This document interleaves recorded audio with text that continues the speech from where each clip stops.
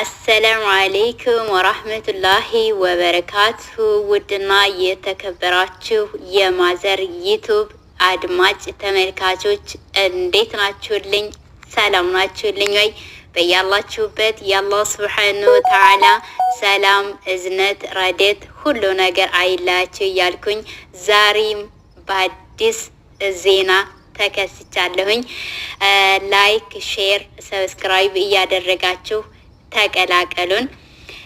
የዛሬው ዜናችን የኢትዮጵያ ሃይማኖት ተቋማት ጉባኤ ነብዩ መሐመድ ሰለላሁ ዐለይሂ ወሰለምና እስልምናን የዘለፈውን ግለሰብ ተግባር አወገዘ።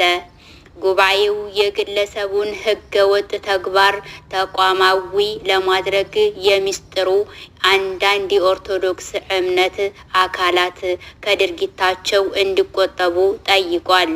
የኢትዮጵያ ሃይማኖት ተቋማት ጉባኤ ጠቅላይ ጸሐፊ ሊቅ ትጉሃን ቀሲስ ታጋይ ታደለ ዛሬ በጉባኤው ጽሕፈት ቤት የሰጡት መግለጫ አንዳንድ የኦርቶዶክስ ክርስትና አማኝነን የሚሉ ግለሰቦች ነብዩ መሐመድ ሰለላሁ ዐለይሂ ወሰለም ላይ ድፍረት የተሞላበትና ክብረ ነክ ጸያፊ ንግግር ሲያደርጉ መታየታቸውን በማንሳት ይህ ሙስሊሙን ወገን ብቻ ሳይሆን ሰላም ወዳዱን ወገን ሁሉ ማሳዘኑን ገልጸዋል።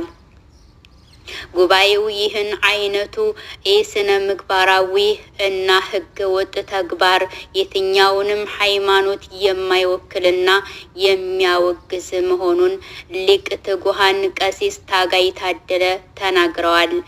ይህ ከባድ ጥፋት በዘላቂነት እንዲታረም የሚመለከታቸው አካላት አግባብነት ባላቸው ህጎች መሰረት ይህንና ተመሳሳይ ጸያፊ ተግባር በፈጸሙና እየፈጸሙ ባሉ አካላት ላይ አፋጣኝ ህጋዊ እርምጃ እንዲወሰድ ጉባኤው ጠይቋል። የህግ አስከባሪ አካሎችም በአማኞች መካከል ያለው ሰላምና መከባበር የሚያውኩ ህገወጥ ግለሰቦችና ቡድኖች ከድርጊታቸው እንዲታረሙ በማድረግ ህግና ስርዓት የማስጠበቅ የተለመደ ህጋዊ ኃላፊነታቸውን እንዲዋጡ ጉባኤው ጥሪ አቅርቧል። ሃሩን ሚዲያ